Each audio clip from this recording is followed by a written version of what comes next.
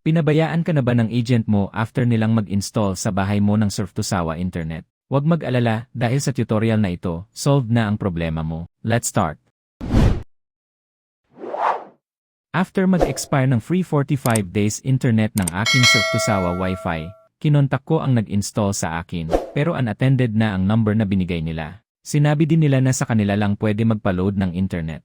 Ang problema, paano ako magpapaload di na nga sila makontak. Salamat sa KBF Internet, na-solve ang problema ko. Dahil almost 1 year na akong sa kanila nagpapaload ng aking monthly internet para sa aking Surf2Sawa Wi-Fi. Sakop nila ang mga lugar sa NCR, Batangas, Laguna at Mindoro. Pwede ka ring mag-try magpa-load kahit na wala ka sa mga nabanggit na lugar. Makikita sa aming convo ang latest load transaction ko sa kanila. Mabilis mag-reply at madaling kausap.